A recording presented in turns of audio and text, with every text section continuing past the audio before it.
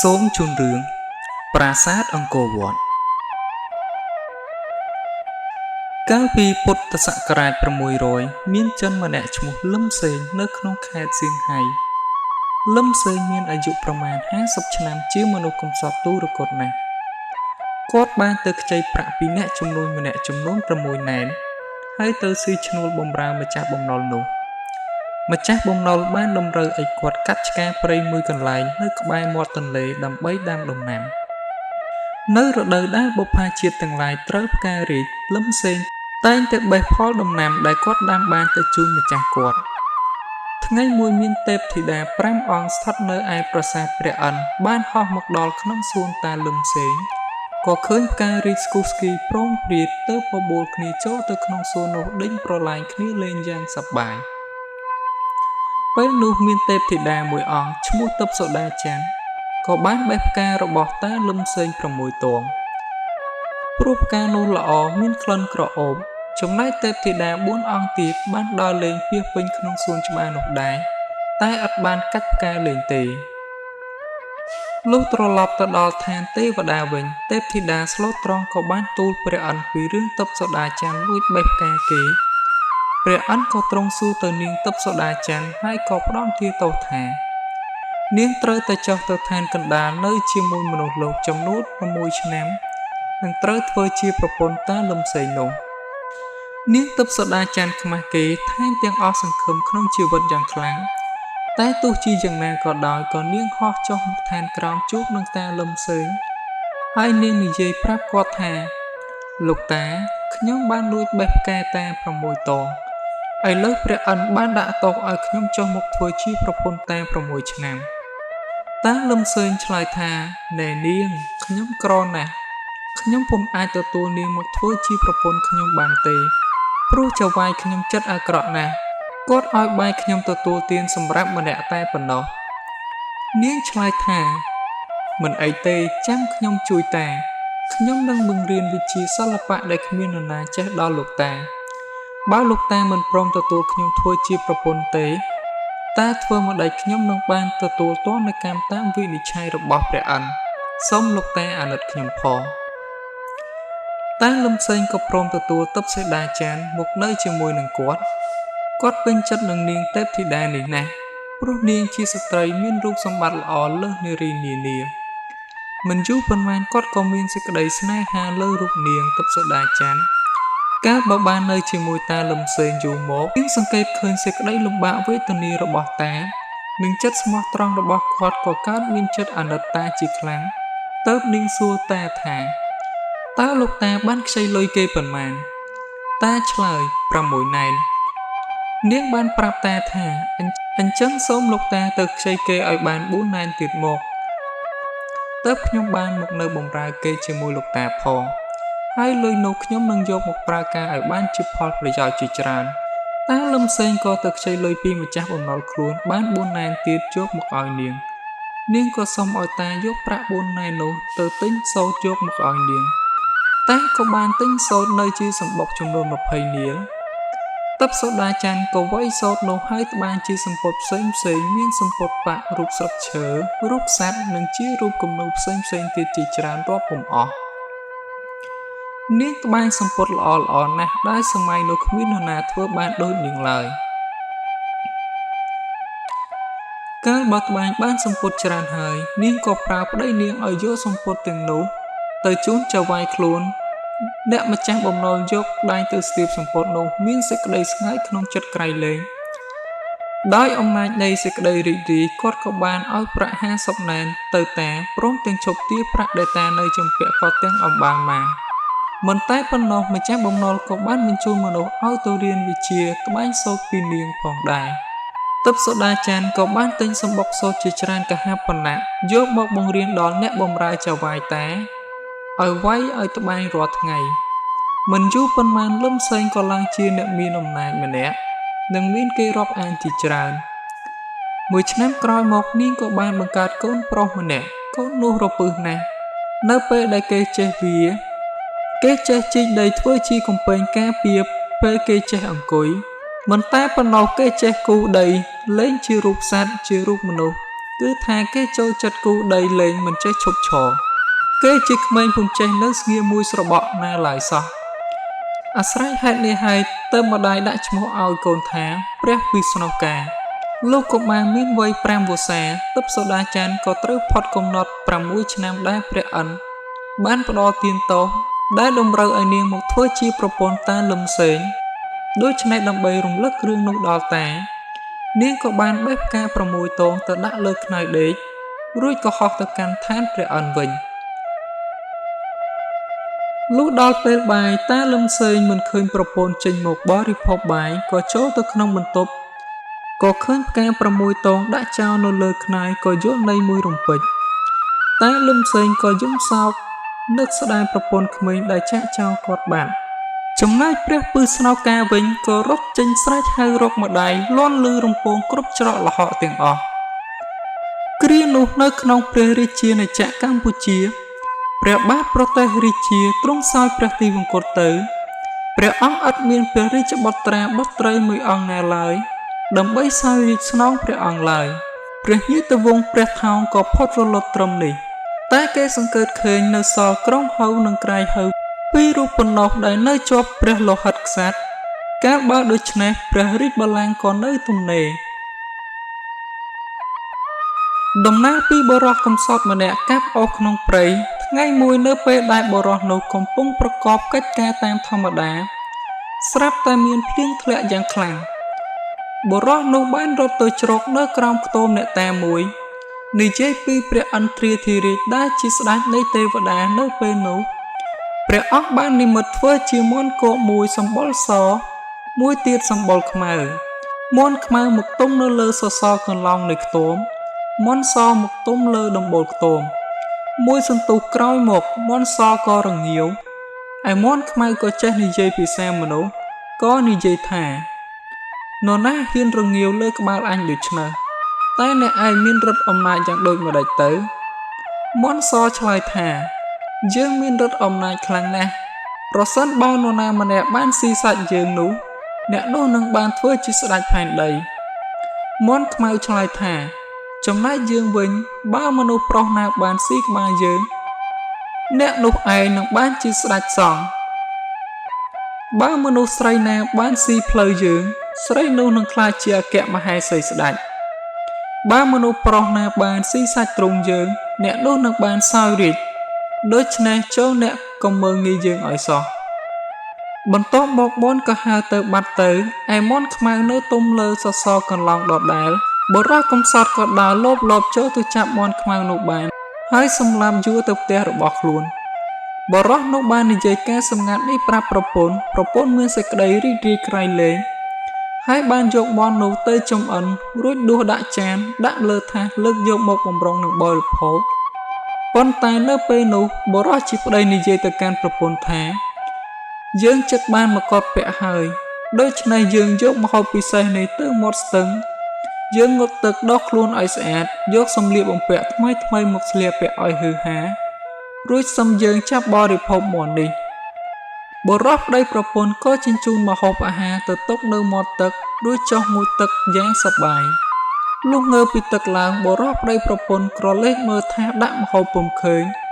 ដោយរលកទឹកបានគួរយកថាសនោះរសាត់ទៅតាមខ្សែទឹកបាត់ទៅហើយនៅថ្ងៃនោះមានទ្រមាក់ដំរីម្នាក់ឈ្មោះទាបាននាំដំរីជាច្រើនទៅឲ្យចុះត្រាំទឹកស្ទឹងនោះបានឃើញថាថាសអណ្ដែតមករកគាត់ក៏លើកថាសនោះទៅបង្ហាញព្រះសង្ឃជាមេវត្តមួយអង្គព្រះសង្ឃបានស្គាល់ច្បាស់នៅគុណភាពនៃមាន់នោះក៏ចាប់យកក្បាលមាន់មកឆាន់រួចប្រទានសាច់ទ្រូងទៅឈ្មោះទា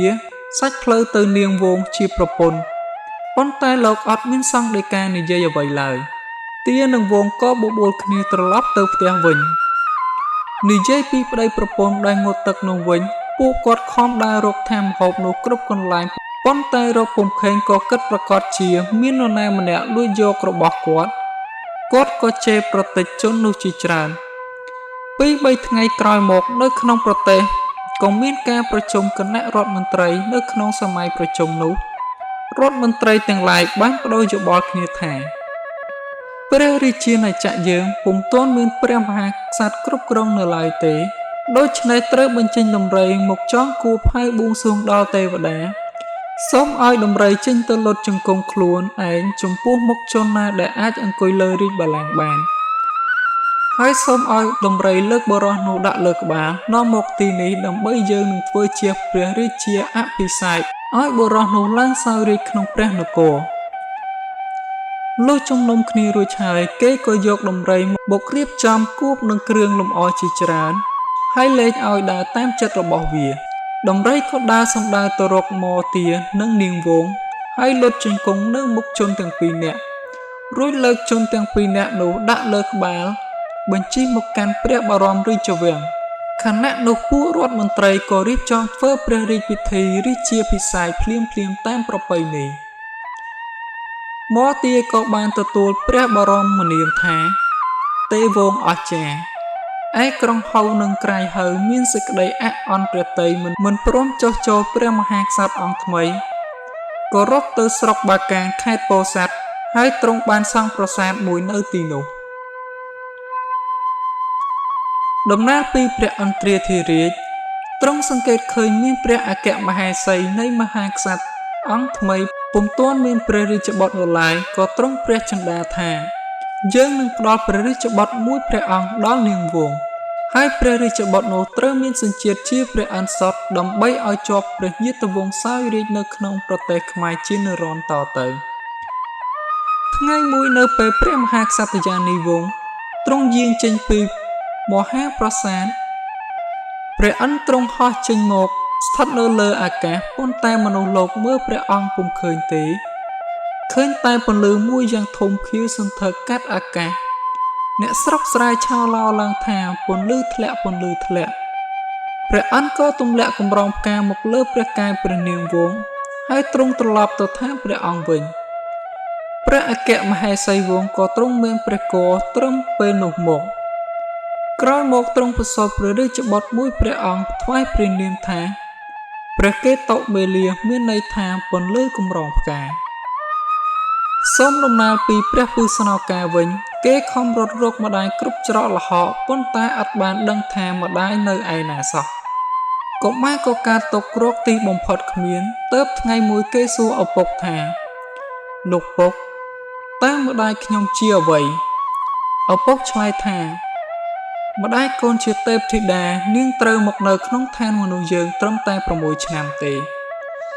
ឥឡូវនាងត្រឡប់ទៅឋានទេវតាវិញហើយឯឋាននោះនៅឆ្ងាយណាស់ឪពុកពុំដឹងថាម្ដាយកូនឯងនៅកន្លែងណាទេ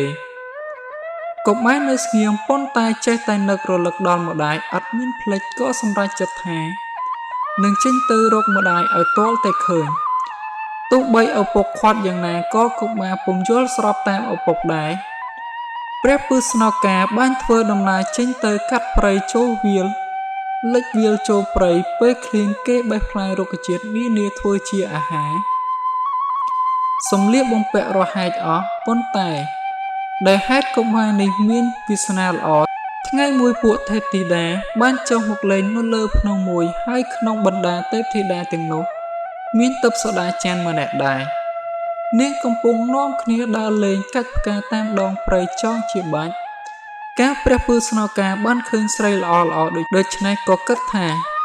ជាច្រើនឆ្នាំមកហើយដែលខ្ញុំដើរចេញពីភូមិស្រុកកំណើតខ្ញុំមិនដែលបានជួបមនុស្សណាម្នាក់ឡើយសោះតើមនុស្សស្រីទាំងនេះមកពីឋានណាឬមួយជាពួកទេពធីតាទេដឹងគិតដូច្នេះហើយព្រះពឺស្នោកាក៏រត់ពួនទេពធីតាទាំងនោះបានដើរមកជិតកុមារក៏លើកដៃបួងសួងថាបើម្ដាយខ្ញុំនៅក្នុងចំណោមទេពធីតាទាំងនេះសូមកុំឲ្យគាត់ហោះហើររួចឲ្យសោះលុះបួងសួងចប់ព្រះពឺស្នោកាក៏រត់ចេញសម្ដៅទៅកន្លែងដែលនាងទេពធីតាទាំងនោះកំពុងលេងនាងទេពធីតាទាំងឡាយកាលបើឃើញកុមារជាមនុស្សលោកក៏ភ្ញាក់ផ្អើលស្ទុះហោះទៅឋានលើអស់នៅសល់ទិព្វសូដាច័ន្ទហោះពុំរួចព្រះពឺស្នោកាក៏បានរត់ទៅអោបនាងយ៉ាងស្និទ្ធស្នាលជាទីបំផុតនាងទិព្វសូដាច័ន្ទស្រែកខ្លាំងថាតើកម្មអ្វីតែមកគ្របសង្កត់លើរូបខ្ញុំទៀតហើយខ្ញុំបានរួចផុតពីឋានមនុស្សលោកទៅហើយម្ដេចឡើយក៏មានមនុស្សលោកមកចាប់ព្រឹត្តរួមខ្ញុំដូច្នេះ ព្រះពឺស្នងការស្រែកឡើងថាម៉ែខ្ញុំនេះត្រូវជាកូនម៉ែកាលដែលម៉ែចាក់ចេញពីផ្ទះបាត់ទៅកូនយំសោកខំដើររកម៉ែគ្រប់ទីកន្លែងតែរកពុំឃើញសោះលោកឪពុកក៏បានចូលទៅរកម៉ែក្នុងបន្ទប់ស្រាប់តែឃើញផ្កា6តងដាក់នៅលើខ្នើយពុកក៏យល់ថាម៉ែត្រឡប់ទៅឋានទេវតាវិញហើយពុកក៏ទុករកអ្វីប្រៀបទៅពុំបានទេតាំងពីពេលនោះមកខ្ញុំតែងតែនឹកម៉ែពុំមានពេលភ្លេចលោកខ្ញុំធំដឹងក្តីបន្តិចឡើងខ្ញុំក៏សុំលាលោកពុកដើរចេញផ្សងព្រេងតាមរកម៉ែហើយកូននឹកស្មានថាមុខជាកូនស្លាប់ដោយសារអស់កម្លាំងបាក់ជោបាយពុំខាន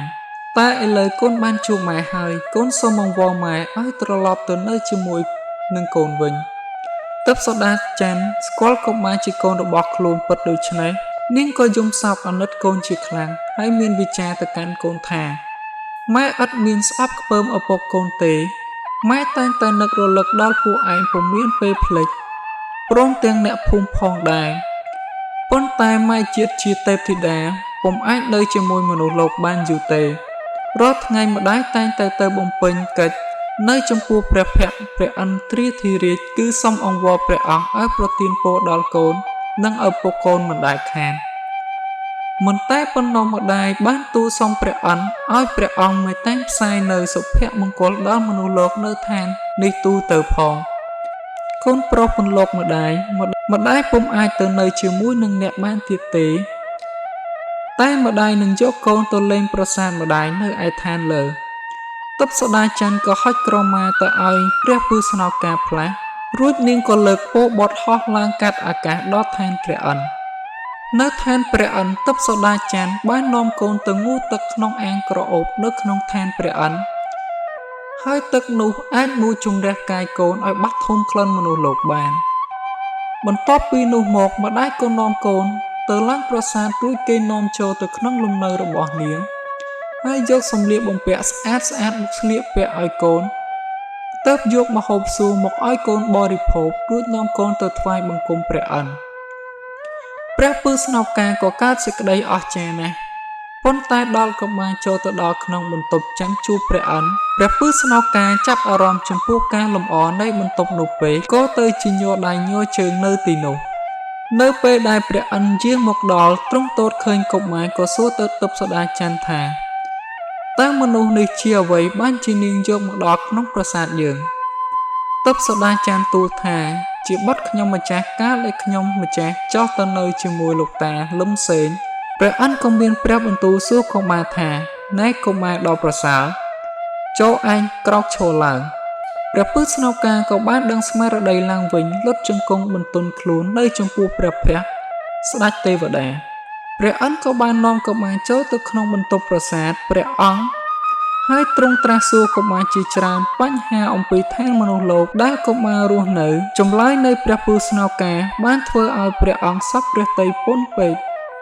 ទើបសូដាច័ន្ទបានទទួលព្រះអិនថា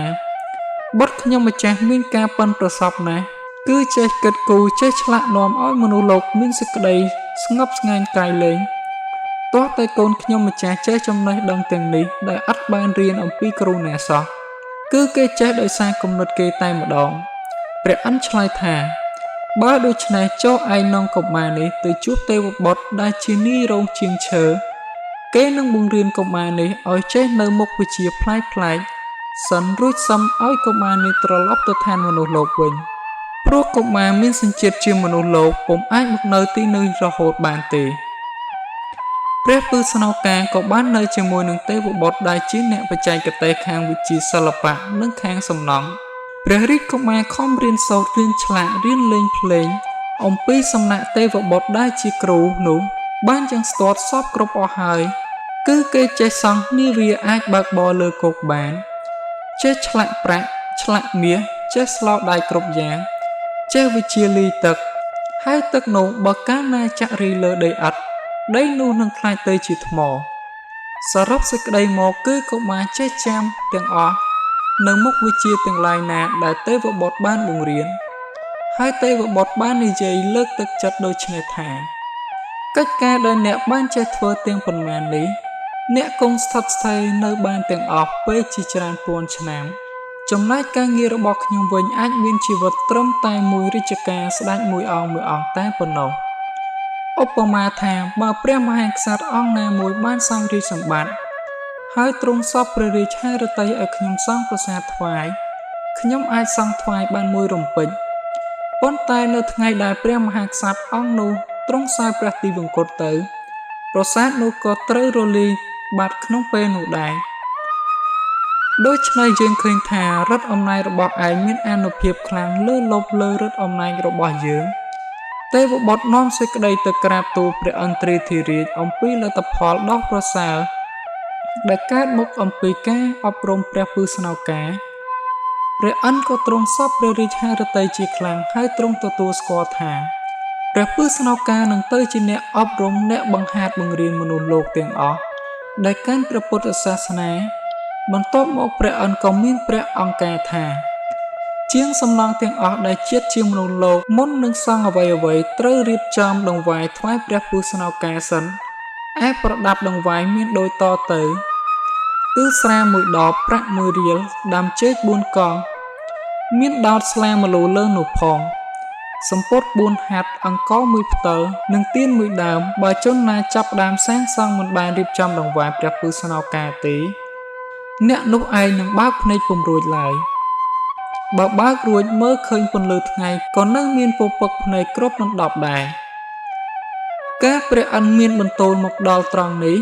ព្រះអង្គនឹកឃើញដល់ព្រះកេតុមាលាហើយព្រះអង្គទ្រង់ក៏ហោះចុះមកកាន់ប្រទេសកម្ពុជា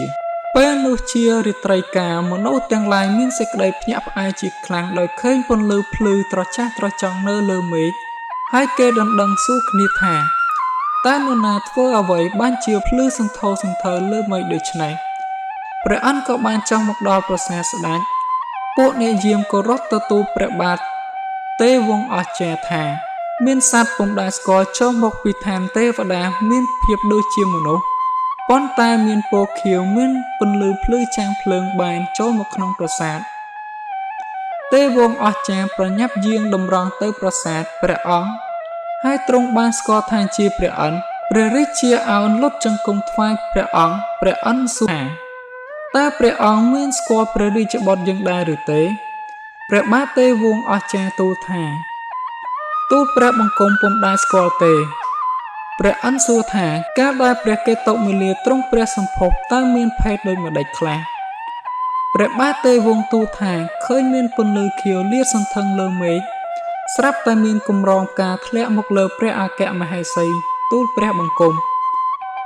ហើយតមកព្រះអគ្គមហេសីទូលព្រះបង្គំក៏មានព្រះគភ៌ឥឡូវមានវ័យចម្រើនច្រើនព្រះឥន្ទ្រមានព្រះបន្ទូលថានឹងហើយគឺជាបុត្ររបស់ខ្ញុំដែលគេចុះមកចាប់បដិសន្ធិនៅទីនេះដូច្នេះព្រះបាទទេវវង្សអស្ចារ្យក៏ទ្រង់ត្រាស់ហៅព្រះកេតុមាលាឲ្យចូលមកព្រះឥន្ទ្រក៏ចាប់លើកព្រះរាជកុមារអង្គុយលើព្រះឧរូរួចទ្រង់មានព្រះបន្ទូលថាពីដើមខ្ញុំមានឈ្មោះមួយយៈមានុបខ្ញុំបានស្ថាបនាផ្លូវថ្នល់ស្ថាបនាទំនប់ទឹកសង់សាលាសង់ស្ពានទើបខ្ញុំបានកើតជាព្រះឥន្ទ្រដូច្នេះខ្ញុំមានសេចក្តីនឹកដល់ប្រទេសកម្ពុជាណាស់ហើយតាំងពីពេលនោះមកដល់ទល់ឥឡូវនេះគ្មានមនុស្សខ្លាំងពូកែណានៅក្នុងប្រទេសនេះសោះដូច្នេះយើងនឹងមកជួយឯងឲ្យបានសុខសប្បាយហើយឲ្យអាយុវែងត្បិតមនុស្សលោកសម័យនេះអាយុខ្លីណាស់កម្រនឹងមាននរណាអាយុបានរាប់រយនៅឡើយយើងនឹងនាំយកព្រះកេតុមាលានៅក្នុងប្រាសាទយើងហើយយើងឲ្យគេចុះងូតទឹកក្នុងអាងនេះដើម្បីឲ្យបានអាយុវែងព្រះឥន្ទ្រក៏លើកពរព្រះកេតុមាលាហោះទៅកាន់ឋានទេវតានៅក្នុងសួនច្បារនៃព្រះឥន្ទ្រមានអាងទឹកមួយព្រះឥន្ទ្រក៏យកព្រះកេតុមាលាឲ្យទៅងូតទឹកក្នុងអាងនោះមួយថ្ងៃ7ដងលុះត្រាតែគ្រប់7ថ្ងៃបន្ទាប់មកព្រះឥន្ទ្រនាំព្រះកេតុមាលាចូលទៅក្នុងប្រាសាទព្រះអង្គរួចព្រះឥន្ទ្រអញ្ជើញទេវតាជាព្រាហ្មណ៍7នាក់មកឲ្យសូត្រសែងមុនគាថានិងប្រោះព្រំមុនទៅលើព្រះកេតុមាលាដើម្បីឲ្យបានអាយុជាង100ឆ្នាំកាលបើពិធីនេះបានចប់សពគ្រប់អស់ហើយព្រះឥន្ទ្រក៏ទ្រង់បង្គាប់ឲ្យគេទឹមព្រះរាជរថបញ្ជិះព្រះកេតុមាលាបោះហោះព័ទ្ធជុំវិញប្រាសាទព្រះអង្គ ដើម្បីឲ្យព្រះកេតុមាលាបានឃើញអំពីលំអនៃប្រាសាទគ្រប់សពទាំងអស់កាលបើព្រះកេតុមាលាបានសង្កេតឃើញមើលប្រាសាទសពគ្រប់អស់ហើយនាយសារថីក៏បាននាំព្រះកេតុមាលាទៅមើលក្រោលគោសួរទៀតព្រះអិនក៏សួរទៅព្រះកេតុមាលាថាអ្នកពេញចិត្តនឹងវត្ថុអ្វីដែលអ្នកបានឃើញឬទេព្រះកេតុមាលាទូលថាខ្ញុំមានសេចក្តីស្ងប់ស្ងាយណាស់ព្រះអិនមានព្រះបន្ទូលថាដូច្នេះយើងនឹងប្រគល់អាណាចក្រកម្ពុជានេះឲ្យឯងហេតុនេះបើឯងពេញចិត្តនឹងប្រាសាទមួយណាដែលឯងបានឃើញហើយចង់សង់ប្រាសាទនោះនៅក្នុងប្រទេសកម្ពុជាឲ្យល្អដូច្នេះចុះឯងគ្រាន់តែនឹកក្នុងចិត្តឡើងយើងនឹងបញ្ជូនស្ថាបនិកម្នាក់ទៅសាងសង់ឲ្យឯងនៅក្នុងប្រទេសមួយរំពេចនៅពេលនោះព្រះកេតុមាលាទើបតែមានអាយុ12ព្រះវស្សាដូច្នេះព្រះកេតុមាលាមានសេចក្តីតក់ស្លុតខ្លាចព្រះអិនពុនប្រមាណទ្រង់គិតឃើញថានៅក្នុងប្រទេសអញពុំត្រូវធ្វើឲ្យល្អជាងប្រាសាទព្រះអិនទេប្រសិនបើអញធ្វើឲ្យល្អជាងប្រហែលជាព្រះអង្គនោះព្រះអង្គមុខជាអអន់ព្រះតីពុំខានព្រះកេតុមាលាឆ្លើយទូលព្រះបង្គំចង់ឲ្យគេសង់ប្រាសាទមួយប្រហែលនឹងក្រោលគោព្រះអង្គព្រះអិនក៏ទ្រង់សម្រួលថាក្រោលនេះជារបស់ល្អចំពោះភ្នែកឯងឬហើយទ្រង់មានបន្ទូលទៅកាន់ព្រះពឺស្នោកាថាចៅជាមនុស្សលោកពុំអាចស្ថិតនៅក្នុងឋាននេះបានរហូតទេយើងនឹងបញ្ជូនចៅទៅប្រទេសកម្ពុជាវិញហើយឯងត្រូវសង់ប្រាសាទឲ្យព្រះរាជបុត្រយើងមួយដែលឲ្យមានសោភ័ណភាពល្អជាងក្រោលគោរបស់យើងកាលបើចៅឯងសង់រួចស្រេចហើយយើងនឹងចុះទៅធ្វើជាអធិបតីក្នុងពិធីរៀបចំអភិសេកព្រះរាជបុត្រយើងឲ្យឡើងសោយរាជ្យកាលបើព្រះពឺស្នោកាបានពិនិត្យក្រោលគោព្រះអិនសពគ្រប់ហើយព្រះអិនទ្រង់ព្រះរាជបញ្ជាឲ្យគេរៀបចំទឹមព្រះរាជរដ្ឋព្រះអង្គបញ្ជាព្រះកេតុមាលានិងព្រះពឺស្នោកាចូលមកកាន់ផែនដីត្រង់ប្រទេសកម្ពុជាព្រះពឺស្នោកាក៏ចាប់សង់ប្រាសាទភ្លាមនៅពុទ្ធសករាជ620លោកបានបង្គាប់ឲ្យជីកស្នាមភ្លោះយកអាចដីចាក់គំនរលើគ្នាយ៉ាងខ្ពស់ទៅព្រះពឺស្នោកាយកចម្លាក់ផ្សេងទៅផ្ដិតលើដីនោះគ្រប់ទិសទាំងអស់ដំណើរពីកូនមេភូម្នាក់ឈ្មោះសវណ្ណអ្នកកំឡោះនោះបានចូលមកធ្វើជាកម្មករព្រះពឺស្នោកាលុះសវណ្ណបានយល់ពីការឆ្មឹកល្មមធ្វើការខ្លួនឯងកើតព្រះពឺស្នោកាក៏ជិះទូកទៅកាន់សមុទ្រដើម្បីរកសម្បកខ្យងមកដុតធ្វើជាកំបោរដើម្បីបូកប្រាសាទលុះត្រឡប់មកវិញមកដល់សំរោងសានស្រុកកំពង់លែងទូកក៏លិចទឹកព្រះពឺស្នោកាបានស្ដាយយានជំនិះនោះឡើងប៉ុន្តែមិនបានកាបយកសម្បកខ្យងបានទេអាស្រ័យហេតុនេះហើយបានជាសពថ្ងៃនេះគេឃើញមានសម្បកខ្យងជាច្រើនគំនរកប់នៅក្នុងភូមិសំរោងសែនចាប់តាំងពីច្រើនឆ្នាំណាស់មកហើយអ្នកស្រុកនៅក្នុងភូមិនោះតែងបបួលគ្នារើសសម្បកខ្យងនោះមកដុតធ្វើជាកំបោរប៉ុន្តែសម្បកខ្យងនៅតែមានចំនួនច្រើនក្រៃលែងរហូតមកដល់សពថ្ងៃនេះថ្ងៃក្រោយមកទៀតព្រះពឺស្នោកាក៏ធ្វើដំណើរទៅកាន់សមុទ្រដើម្បីរើសសម្បកខ្យងទៀតប៉ុន្តែម្ដងនេះទូកសំពៅច្រើនណាស់ហើយក៏បានសម្បកខ្យងមកជាច្រើនបន្ទាប់មកទៀតព្រះពឺស្នោកាក៏ចេញសំពៅដើម្បីទៅរកល្ងប៉ុន្តែត្រឡប់មកវិញមានខ្យល់ព្យុះបោកបក់សំពៅមួយលិចនៅត្រង់កោះកុំញ៉ានខាងលិចដូនទ្រីព្រះពឺស្នោកាក៏ចាក់គ្រាប់ល្ងក្នុងសំពៅចោលទាំងអស់ក៏ធ្វើឲ្យគ្រាប់ល្ងនោះរឹងខ្លាយទៅជាកោះមួយហេតុនេះបានជាសពថ្ងៃនេះគេសង្កេតឃើញកោះកុំញៀនមានពណ៌ខ្មៅដោយគ្រាប់ល្ងគ្មានដីអ្វីទៀតនៅលាយជាមួយឡើយចំណែកឯគ្រាប់ល្ងនៅក្នុងសំពៅពីរទៀតព្រះពឺស្នោកាក៏យកទៅលាយបោកពីលើប្រាសាទដីដែលលោកបានសង់ដីនោះក៏បានคล้ายទៅជាថ្មមួយរំពេចការសង់ប្រាសាទព្រះពឺស្នោកាឥតចាំបាច់ចងរន្ទាដាំសសរមួយម្ដងដូចយើងទេគឺលោកយកដីមកសង់ជាប្រាសាទ5ជាន់តែម្ដងទើបយកទឹកថ្នាំលាយទៅលាបលើទូប្រាសាទទាំងមូលប្រាសាទនោះក៏คล้ายទៅជាថ្មអាស្រ័យហេតុនេះទើបបានជាយើងឃើញត្រង់វងកោងនៃដំបូលប្រាសាទអត់មានរុនឬសសរទ្រពីក្រោមទេលុះការស្ថាបនារួចស្រេចកាលណាព្រះពឺស្នោកាក៏បានលាបថ្នាំលើរូបចម្លាក់ទាំងនោះ តម្រូវទៅតាមពណ៌ផ្សេងៗធ្វើឲ្យប្រាសាទមានលម្អយ៉ាងត្រចះត្រចង់គឺល្អដូចជាក្រោលគោព្រះឥន្ទ